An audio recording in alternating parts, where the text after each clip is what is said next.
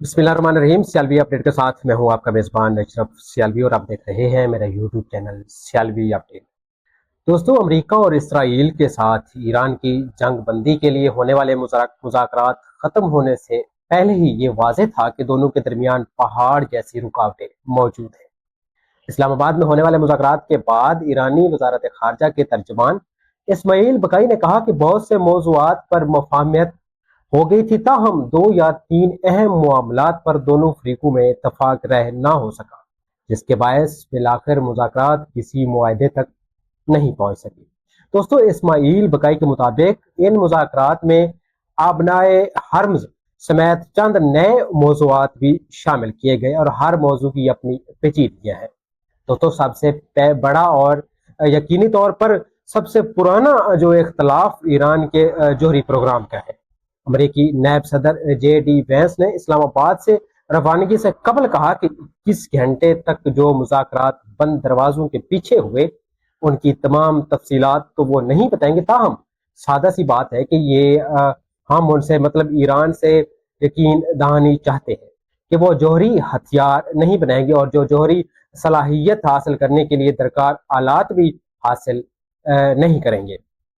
दोस्तों, उनका कहना था कि अमरीकी सदर का यही बुनियादी मकसद है और हमने मुज़ाकरात के जरिए ये मकसद हासिल करने की कोशिश की। अमरीकी नायब सदर ने कहा कि ईरान के पास मौजूद यूरेनियम अफरोजा करने की सलाहियत पहले से ही तबाह हो चुकी है, लेकिन क्या हम ईरान में ये आमादगी देख रहे हैं कि वो जौहरी हथियार कभी भी नहीं बनाएंगे। ये आमादगी अभी तक हमें नजर नहीं आई। ईरान के मुताबिक जौहरी अदम फैलाव के मुआहदे के दस्तखत कुनिंदा होने के बायस उसे शहरी मकासद के लिए यूरेनियम अफरोजा करने का हक हासिल है। दोस्तों, वाज़ेह है कि ईरान की 10 नुकाती तजवीज़, जिसे ट्रंप ने मुज़ाकरात के लिए काबिल अमल बुनियाद करार दिया, उसमें उसके आफजोदगी के हक की बैनुल अक़वामी सतह पर तस्लीम शुदगी का मुतालबा शामिल है।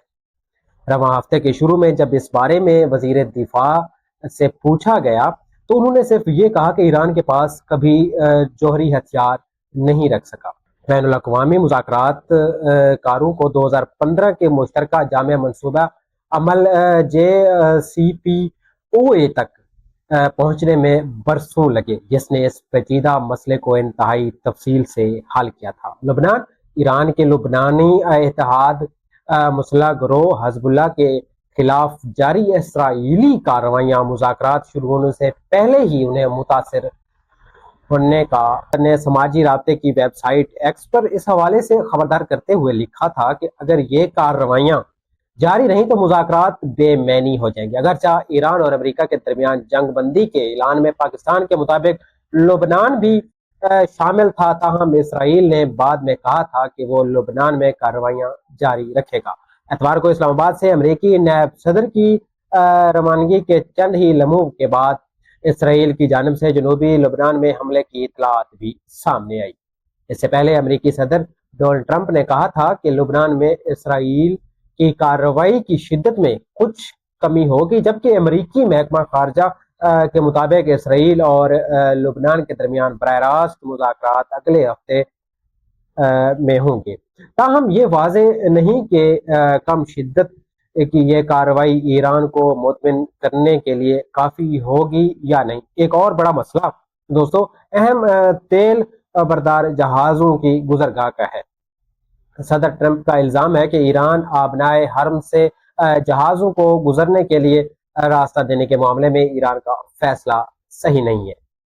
ताहम उन्होंने सोशल प्लेटफॉर्म्स ट्रुथ सोशल पर ईरान पर बेदयानतदारी का इल्ज़ाम ऐद करते हुए लिखा कि हमारे दरमियान ये मुआहदा नहीं हुआ था। इस वक्त भी सैकड़ों बहरी जहाज और अंदाजन 20,000 मलाह खलीज के अंदर फंसे हुए हैं और बहुत कम जहाज़ों को वहां से गुजरने की इजाज़त दी जा रही है। और ऐसे नए कवायद की बात कर रहा है जो ये तय करेंगे यहाँ से कौन गुजर सकता है और किसे इजाज़त नहीं होगी। जुमेरात को ईरान ने 2 मौजूदा बहरी रास्तों के शुमाल में नए ट्राइज्ड रास्ते बनाने का ऐलान भी किया। दोस्तों, वाज़ेह है कि शेंग कंपनियों के खदशात को सामने رکھ کر جاری کیے گئے ایک بیان میں کہا گیا کہ یہ نئے راستے اس لیے ضروری ہیں